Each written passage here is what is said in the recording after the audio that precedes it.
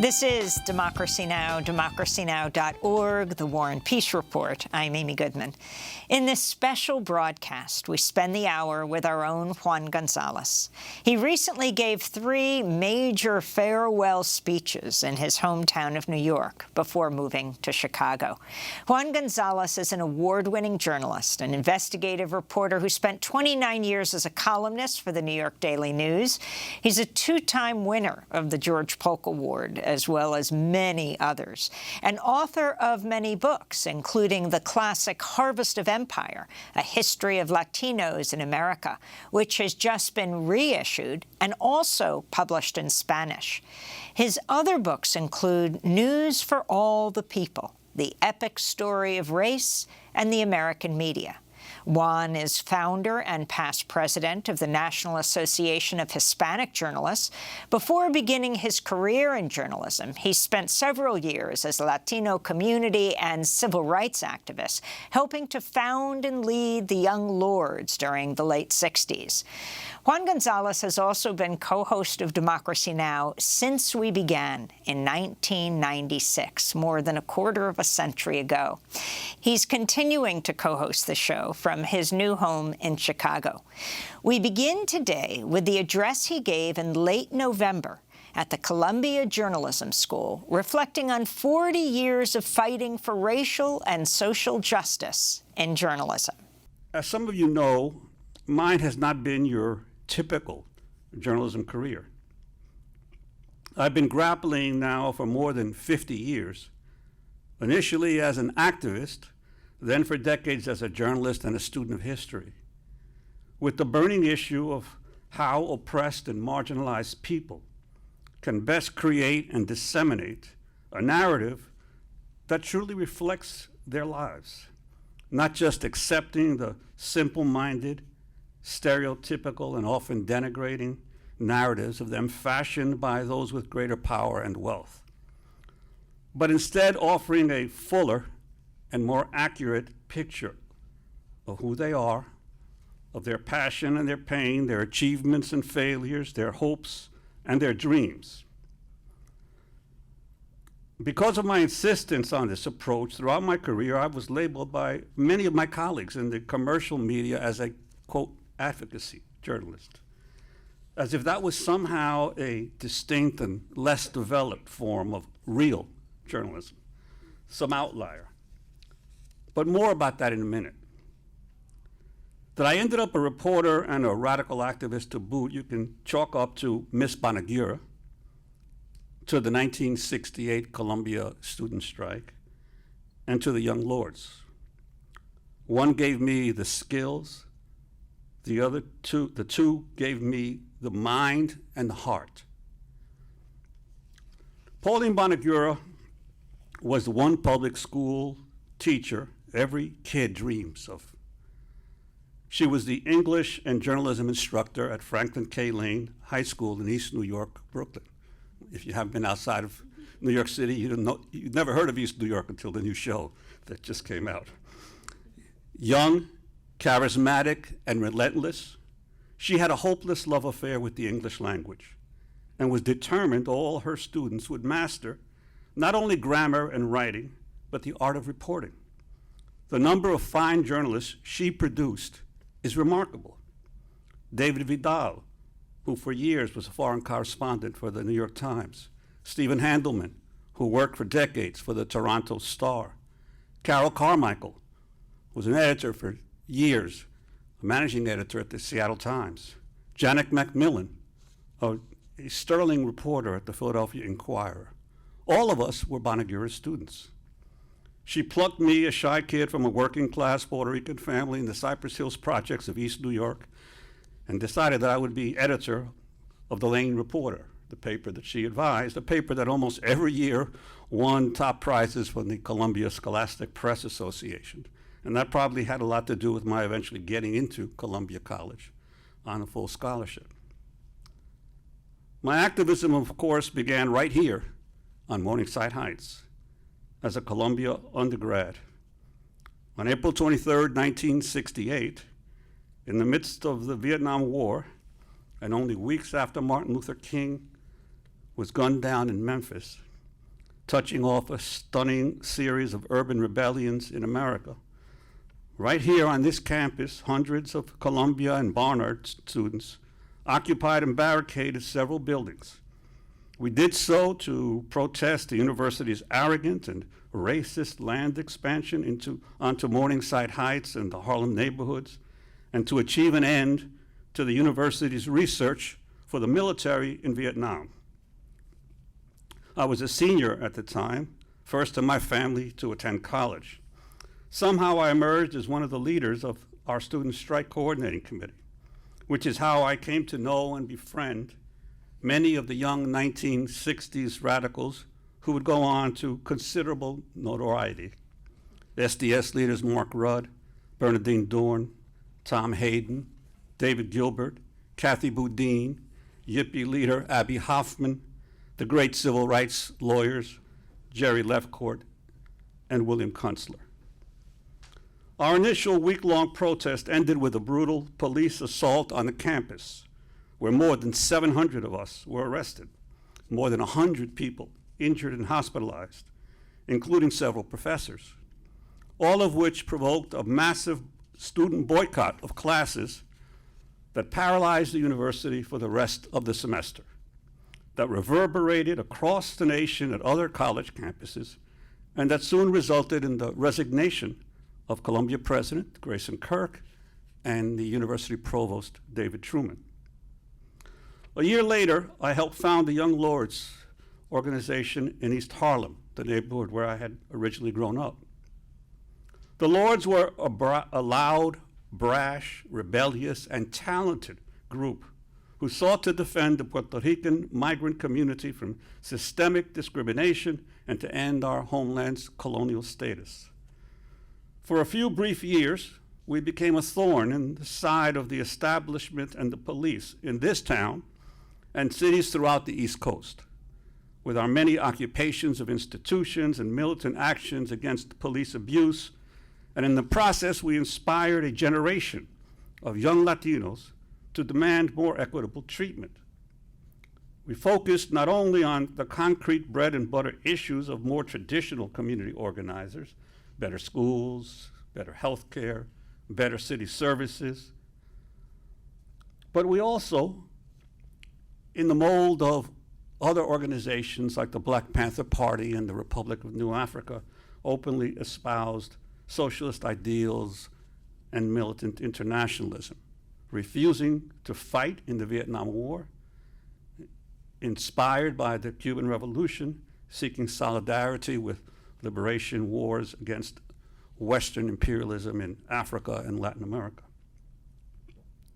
We not only created our own bilingual newspaper, Palante, our own weekly radio show on community radio station WBAI, we consciously sought to shape how the commercial media covered our actions and ideas.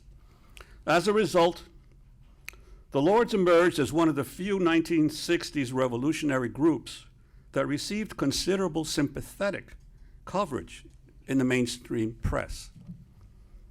This was no accident. It had everything to do with understanding storytelling.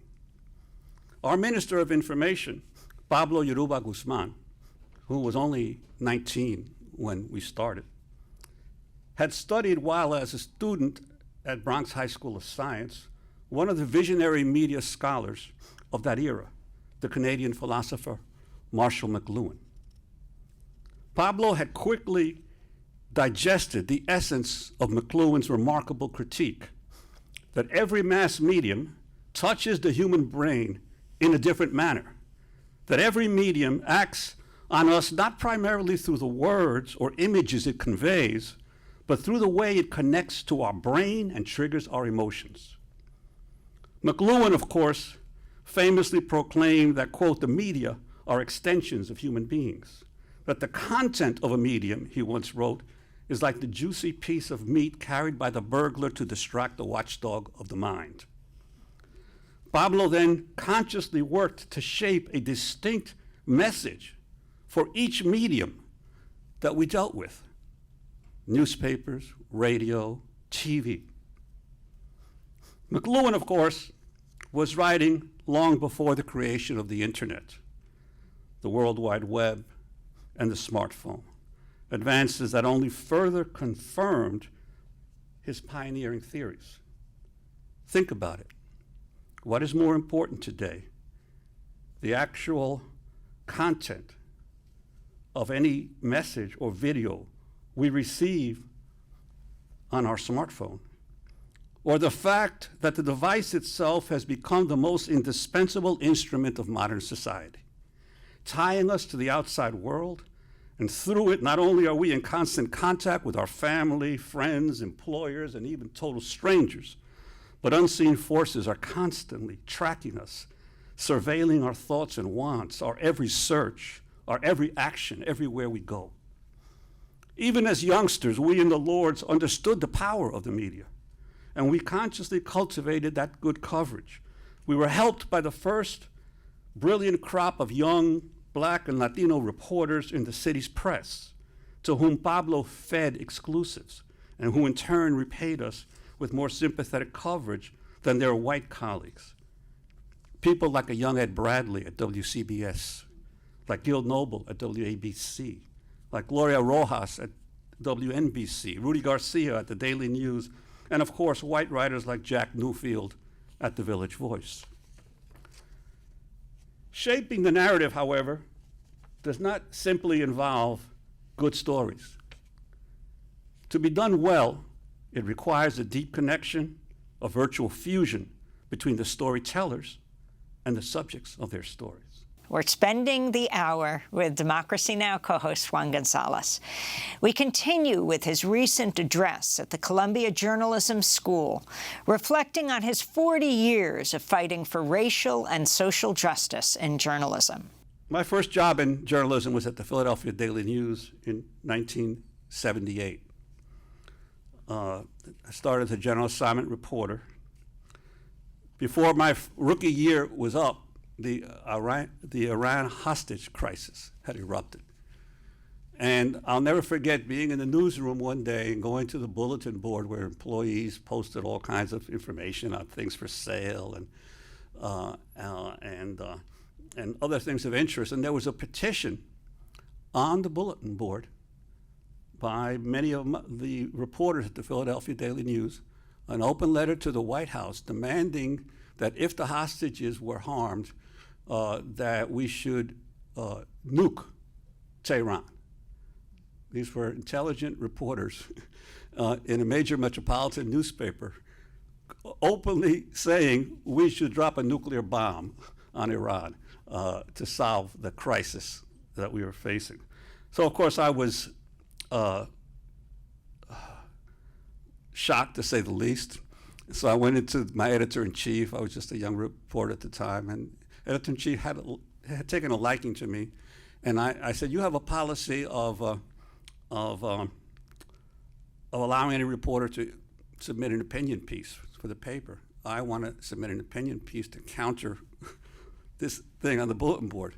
I want to write a column, send the Shah back, because that was what the whole Iran crisis was about, that the Shah of Iran illegally imposed upon the Iranian people as a result of a CIA-backed coup in 1953, had been overthrown by the masses of Iranians and had fled to the United States, and the Iranians were demanding that he be returned to be held to trial, held to justice. And that was what the hostage crisis was about. So I wrote the opinion piece, and the editor-in-chief calls me in, and he says, you know, you hit us kind of hard, but I'm going to run your piece. I'm going to run your piece. It's well written, but I'm telling you, it's not easy.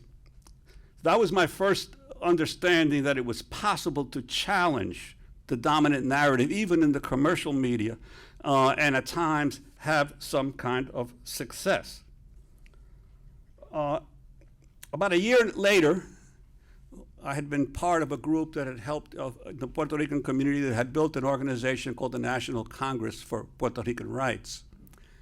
And at its founding convention, they elected me president of the organization. Now, it was a volunteer organization. It was it was basically involved in issues around the Puerto Rican community. At the time, I was had gone from general assignment to becoming a labor reporter at the Philadelphia Daily News, but the editor-in-chief calls me in again. He says, I can't have that. I can't have my reporters writing news during the day and then in the evening or in their spare time being involved in activist causes. And I said, well, that's funny, because didn't you just have Tom Cooney, our top writer, write all the lead stories about the Pope's visit to Philadelphia? Do you know that Tom Cooney is the president of the Holy Name Society of his church? He's a devout Catholic. He's active in the Catholic Church, and you have no problem with him covering the Pope. But you're telling me that I cannot be active when I'm not even covering the Puerto Rican or the Latino community. So the editor says to me, well, I'm firm on this. You either resign from this organization or we're going to have to let you go. So I just started out in my career, figured, what can I do? So luckily, I had a mentor who helped me quite a bit, magnificent gentleman by the name of Charles Sumner Stone, Chuck Stone, the dean of black journalists in Philadelphia. Chuck Stone had been a Tuskegee Airman. He had been the speechwriter for Adam Clayton Powell when Adam Clayton Powell was a congressman. He had been the editor of the Chicago Defender before he became a senior editor and a columnist at the Philadelphia Daily News. So Chuck Stone wasn't afraid of anything. And Chuck pulled me aside and he said, Juan, don't be intimidated, first of all. Second, document everything. Always keep a record of everything you do in your correspondence with those in power, because you may need that at some point or another. And then he said, check the union contract. I said, the union contract?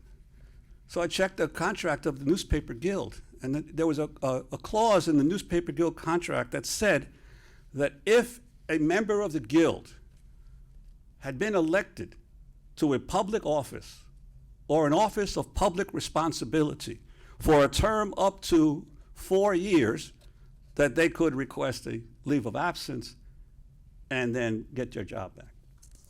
So in other words, this thing had been fought over years ago, years before we even became reporters, and there had already been a solution fashioned to deal with the question of social activism and social participation of journalists and reporters. So I went into my editor and I said, I'm invoking this clause of the union contract. I'm requesting a leave of absence to fulfill my term as president, and I expect to be able to get my job back. So I was able to get my job back, but it was another lesson that the battle over activism and within journalism is a long-running battle.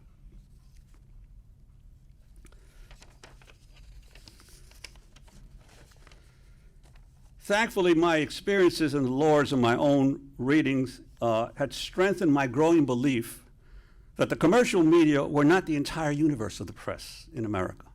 I've managed to work not only in mainstream or commercial journalism, but proudly and almost simultaneously in the alternative and the dissident press. For the past 26 years as co-host with Amy Goodman of a marvelous show, Democracy Now!, and at various times as well in the Spanish language press. When I started Democracy Now! In 1996, there were just 3 of us, Amy, myself, and a producer. And the show was just on a handful of Pacifica stations. And my colleagues in the commercial media would say, what are you doing with that crazy left-wing show? But both its audience and its influence has steadily grown over the years, to the point that we are now one of the major sources of dissident news coverage in America. DN now is on 1,300 stations, not only in the US, but throughout Latin America.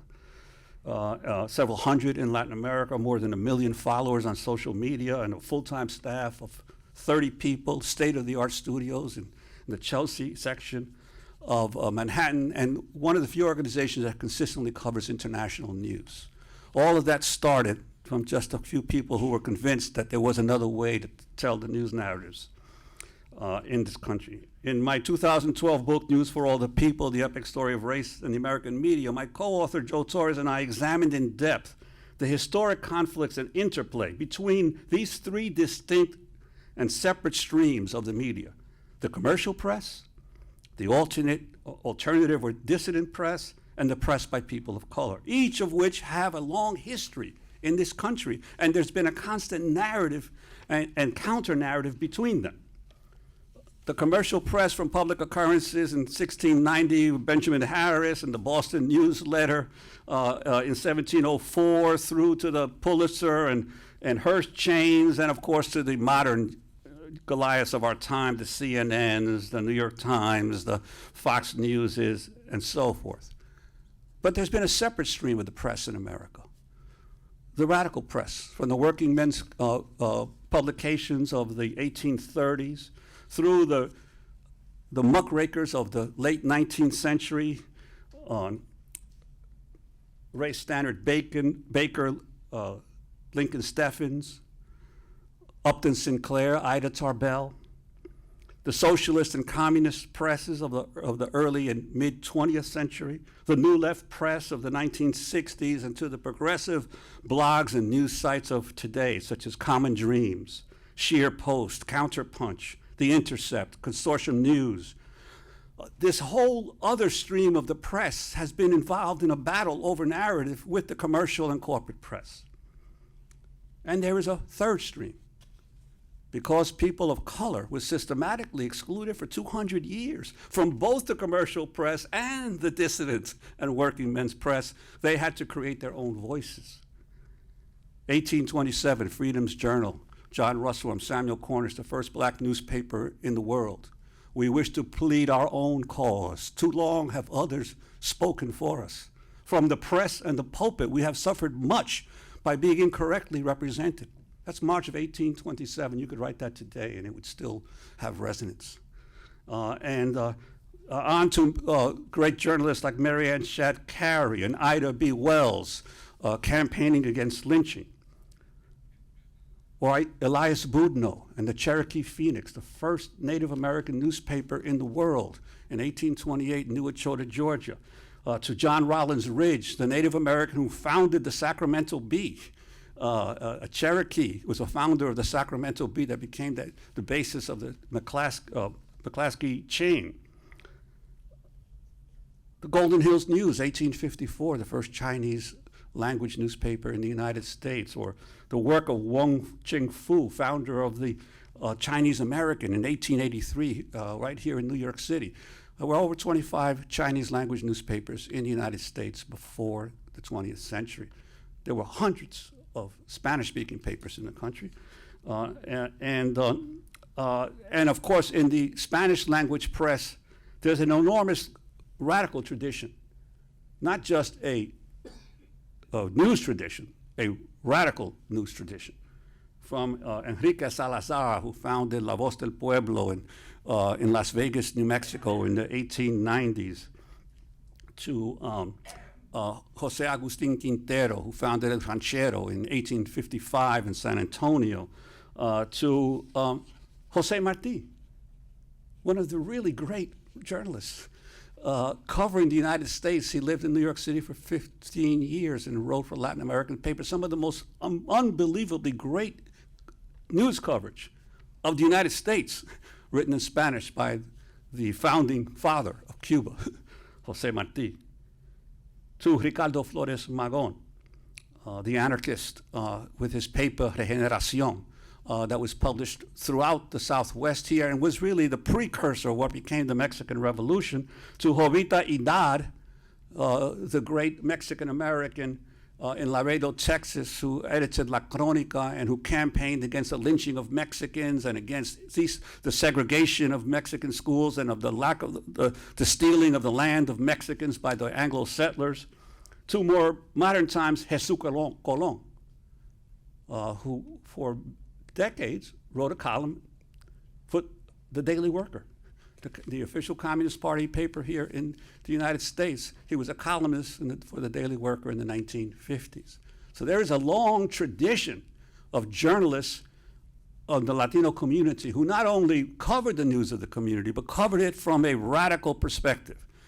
But to get back to this issue of objectivity and what's real journalism, the fact is the press in the US have always been partisan and subjective in their chronicling of reality. In fact, it was Upton Sinclair's devastating exposure of press corruption in his classic book, The Brass Check, and public revulsion over misinformation by the giant newspaper chains that gave rise in the early 1900s to journalism schools like this one, and to organizations like the American Society of Newspaper Editors that sought to establish basic standards of journalism. And it was only in the aftermath of World War II and the creation of the Hutchins Commission that any principles of fair and comprehensive coverage of news events even began to be promulgated widely, or that the FCC's fairness doctrine began to be implemented. It was Walter Lippmann, perhaps the most influential journalist of the 20th century, who first dissected the nonsense of objective journalism and first raised the issue of stereotyping in the press.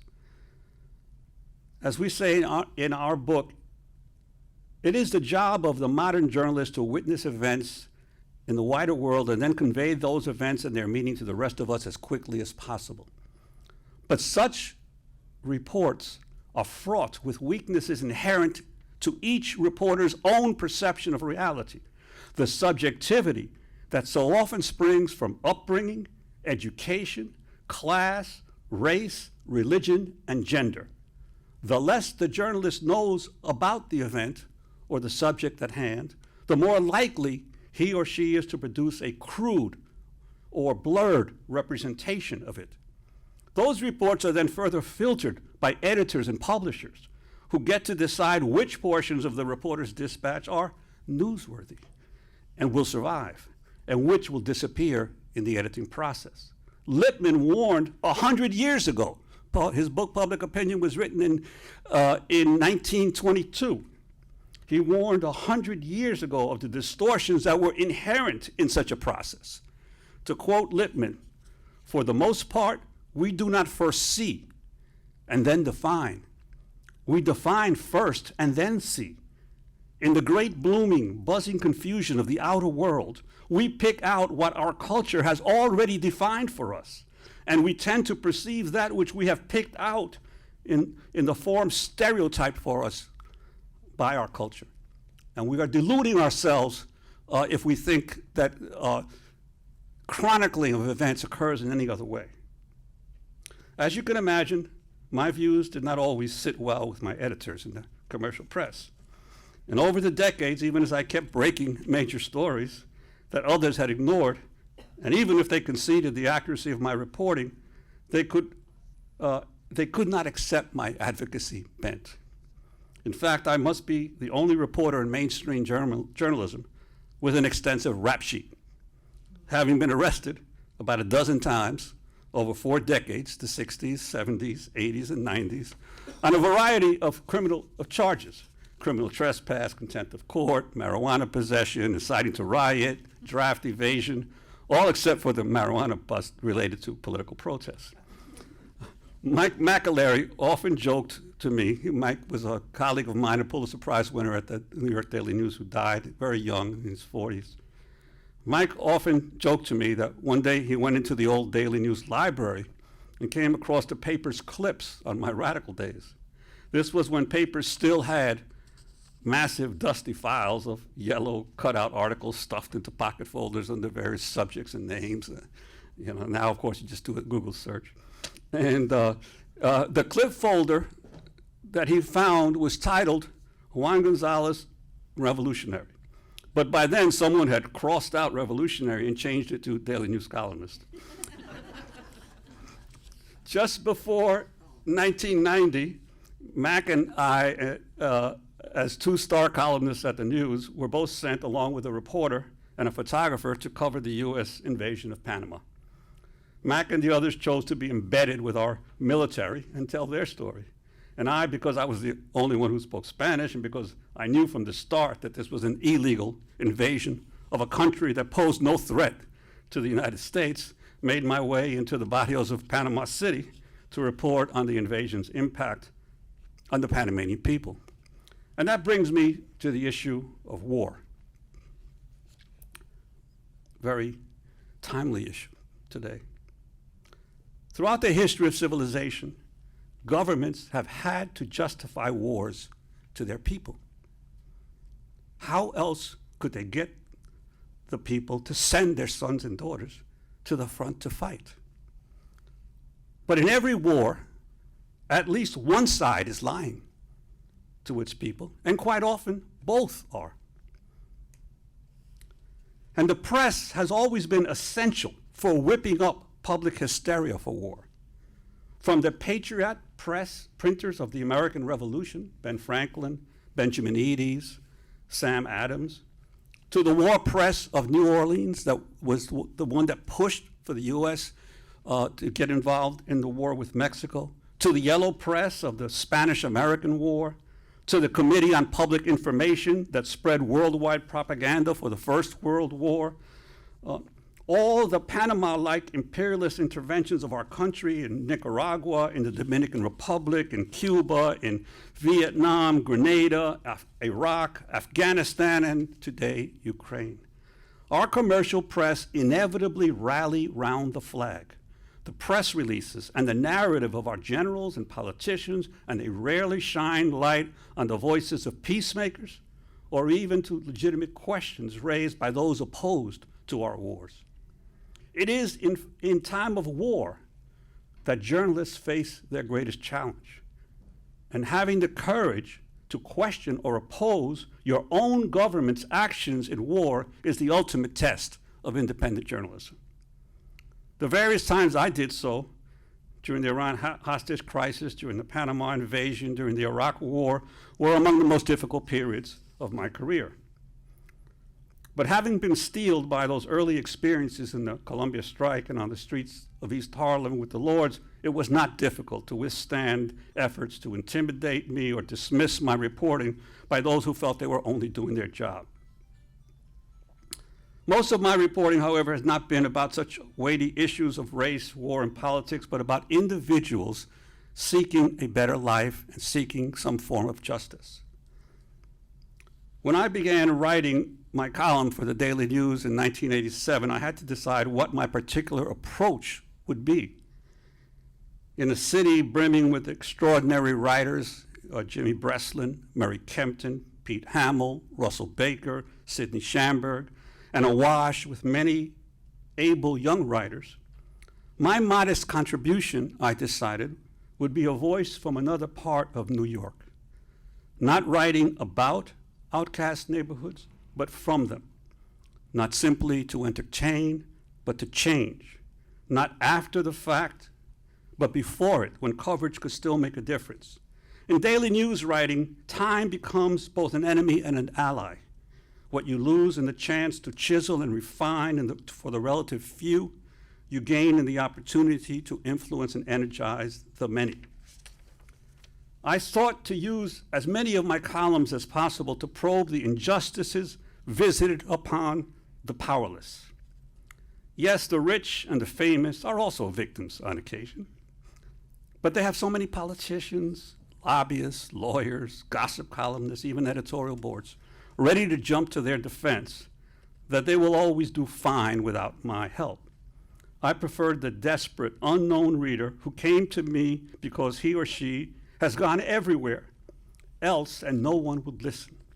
More often than not, I came across unexpected gems, human beings whose tragedies illuminated the landscape and whose courage hopefully inspired the reader to believe that there is indeed some greater good served by a free press than just chronicling or influencing the ousting of one group of politicians by another.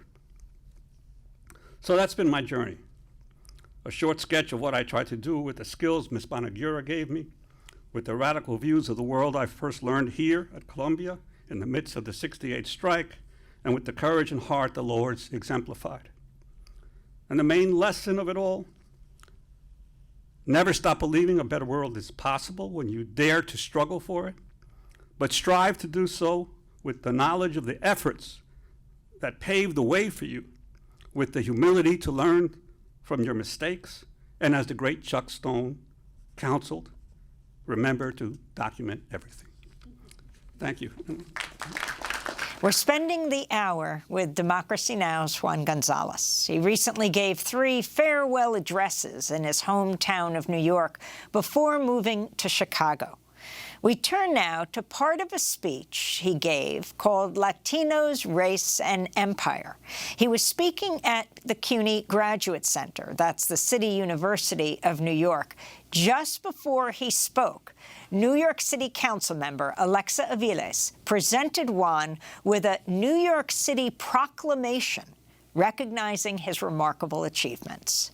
It is my true honor to be able to offer Juan this proclamation on behalf of the New York City Council, on behalf of every Boricua that has traversed this great city, and even the city that you're going to now, which I have a little problem with, but we're going to let you go, to say thank you, de corazón, for everything you have done. I am here because of you. We are here because of you, and we honor you, and we thank you, and we indeed love you. And we just, on behalf, I won't read it. You can read it later, pero obviously it could be a very long tome because his accomplishments are just quite astounding. But we fought a little bit about how revolutionary City Council wanted to be, and we fought about words in this proclamation. And I would not have them whitewashing this proclamation, so I want you to know, hopefully it captures your spirit. But we thank you and we honor you, and on behalf of New York City Council, on behalf of my community, gracias de corazón.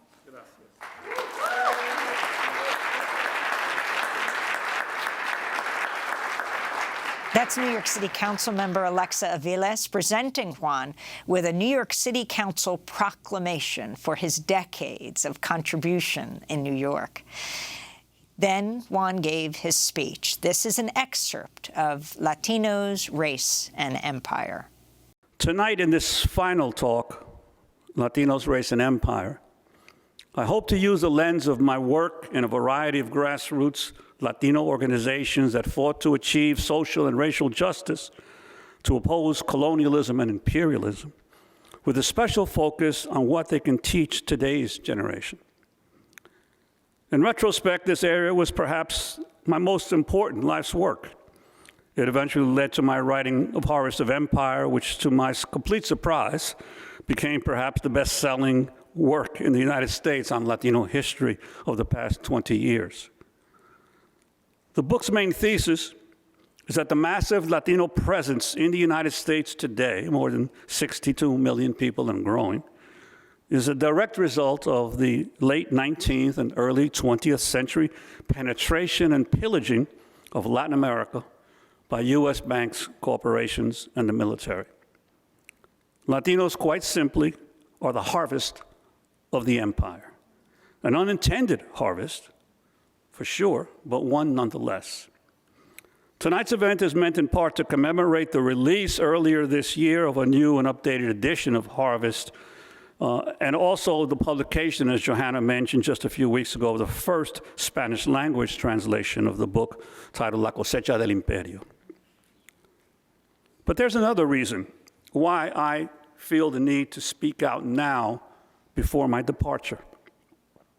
A deep concern that an unhealthy trend has begun to take hold in recent years among some sectors of Black and Latinx progressives, especially among intellectuals and academics. A trend that needs to be challenged directly through a principled but respectful debate, one that draws vital lessons from the Latino community's long and heroic history of grassroots struggles. I'm referring to a false fixation in many progressive circles with anti-Black racism as the burning political question of the day, to the point that some well-meaning but misguided folks now claim the concept of Latinos itself, or the existence of Latin America, are anti-Black and white supremacist in essence. This fixation has dovetailed perfectly with a new strategy by America's neoliberal capitalists to finance a sprawling new diversity, equity, and inclusion industry. They call it DEI. In our universities, in corporate workplaces, and in the foundation world, all meant to systematically co-opt any movements for radical change, to further divide and deviate the masses of the people from uniting against the real source of our common oppression, American capitalism and imperialism, and to avoid any acknowledgement of the persistence of class conflicts among people of color. It is a project the philosopher Olufemi Otaiwo exposed quite exhaustively in his recent book, and I highly recommend the book, Elite Capture: How the Powerful Took Over Identity Politics and Everything Else. We who founded the New York Young Lords more than 50 years ago also confronted and rejected similar efforts. I've often been amazed how the image and actions of the Lords as militant revolutionaries continue to spark enduring fascination among young activists, yet too often the content of what we stood for gets lost. It was July 26, 1969. A few dozen of us, most barely out of our teens, gathered together in Tompkins Square Park in purple berets and green field jackets and announced to the world that the Young Lords were here, determined to become the Puerto Rican arm of a social revolution that was then sweeping the world.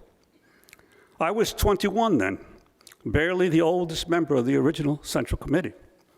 The average age of our membership was 17.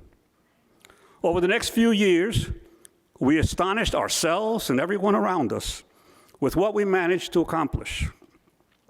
How we freed our minds, taught ourselves history and politics, changed our ways of relating to each other, forced those in power to respond to our community's demands for systemic change, how we consciously shaped and controlled our own narrative through our own newspaper, Palante, our own radio show on WBAI, and our deft handling of the commercial and corporate press. In almost no time, we awakened an entire generation of young Latinos. I have always felt immensely privileged to have been part of this most talented, dedicated, and committed group of people at all levels, not just leadership, and still marvel at how young we were when we did all these things, how fearless in the face of all those who were older and more skeptical, who kept telling us we wouldn't accomplish much. For a brief period, we naively believed nothing could stop us, that a revolution was around the corner. Then came the reaction by those in power, as it always does. The police repression, the COINTELPRO campaigns of the Nixon era, the sectarianism and infighting that weakened us from within and turned us against each other, all of it made worse by our own youthful arrogance, a conceit fueled by all the initial success and all the fawning media attention that went to our heads. Mao Zedong called that death by sugar-coated bullets. That was followed by the counter-revolution of the Reagan-Bush era, all-out attempts to bury the memory of everything that radical groups like the Young Lords or the Black Panthers or Los Siete or La Raza Unida or SNCC represented. But it wasn't just the daring actions of the Lords that are important to remember. Our garbage offensives, our healthcare programs, our occupations of institutions, our confrontations with the police who were terrorizing our neighborhoods, our organizing of prison inmates to demand better conditions, our protests advocating for Puerto Rican and Black studies programs at the universities. Even more significant was our analysis of race, class, and empire, an analysis that stemmed from the very composition of our group. We were, after all, the sons and daughters of working-class migrants from the U.S.'s largest colonial territory. Long before decoloniality became a popular school of thought in academia, the Lords began exposing not just the political and the economic facts of colonialism, but its psychological effect. The colonized mentality first identified by Frantz Fanon. Our primitive political manifesto, written in 1972, entitled The Ideology of the Young Lord's Party, expressed it best, and I quote, "We can only unchain our minds from the colonized mentality if we learn our true history, understand our culture, and work towards unity." The Lords were also perhaps the first Latino political group in the United States whose leadership was primarily black, and this rarely gets acknowledged. Of the 6 early members of our Central Committee, 3 were Afro-Puerto Rican: Felipe Luciano, Pablo Yoruba Guzman, and Juan F. Ortiz. 1 was African American, Denise Oliver, and 2 were light-skinned Puerto Ricans, David Perez and myself. More than 25% of our total membership was African American or Afro-Latino. Thus, our very existence directly challenged racial prejudice within our own communities. In that 1972 manifesto, an essay by Denise Oliver eloquently explained what we referred to as the non-conscious ideology of racism among Latinos, one that had been instilled in us by colonialism. "We should not be afraid to criticize ourselves about racism," Denise wrote. "We are all racist, not because we want to be, but because we are taught to be that way, to keep us divided, because it benefits the capitalist system. And this applies to racism toward Asians, toward other brown people, and toward white people. White people are not the oppressor, capitalists are. We will never have socialism until we are free of these chains on our minds." That was Denise Oliver in 1972.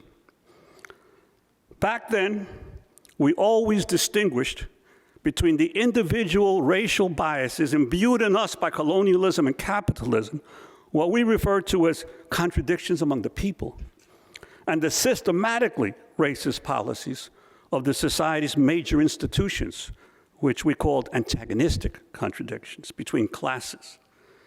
How different and clear that analysis is compared to all the claptrap we hear these days about diversity, equity, and inclusion, with employee training sessions proliferating everywhere that supposedly aim at rooting out anti-black bias among individuals, but only result in confusion, mistrust, and division among their participants.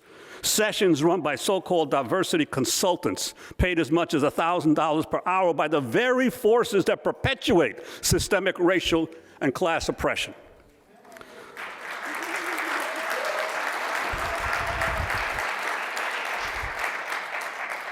As a natural outgrowth of the Lord's analysis, we developed close and excellent working relationships with a variety of radical groups of that era, including the Panthers, the Republic of New Africa, the Congress of African Peoples, Iwar Kun, the Union of Democratic Filipinos, Students for a Democratic Society, the Revolutionary Union, and the Young Patriots.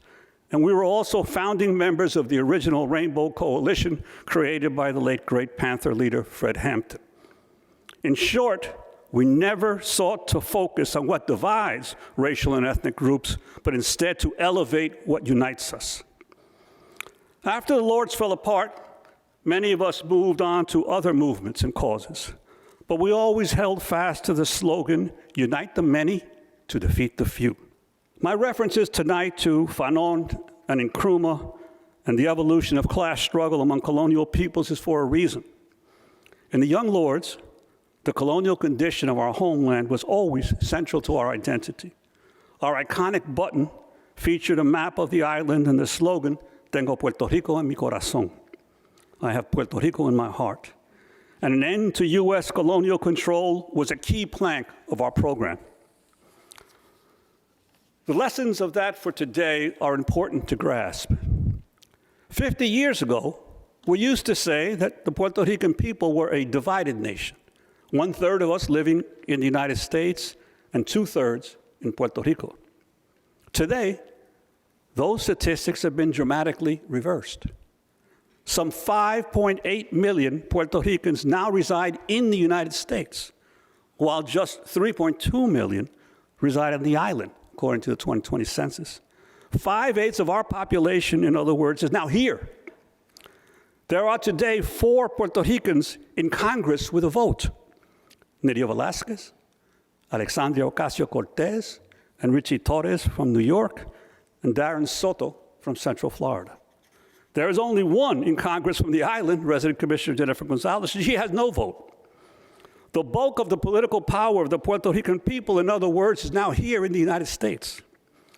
All of these changes affect how activists and scholars approach the real-world solutions to Puerto Rico's colonial condition, especially in the wake of the debt crisis, Promesa, Hurricane Maria, a series of earthquakes, all of which have combined to bring unprecedented calamity to the island's residents. As I have urged repeatedly for years, there's an urgent need for more anti-imperialist scholars to dedicate themselves to analyzing how changes in the world capitalist economy have manifested themselves in Puerto Rico over the past 20 or 30 years. It is time we acknowledge that globalization has rendered historic concepts of national independence almost meaningless. You no longer need foreign armies to control a population when you can read everyone's mail, tap everyone's phone, empty a country's coffers, and paralyze its economy from afar through satellites, instant wire transfers, and simple cancellations of bank credit lines.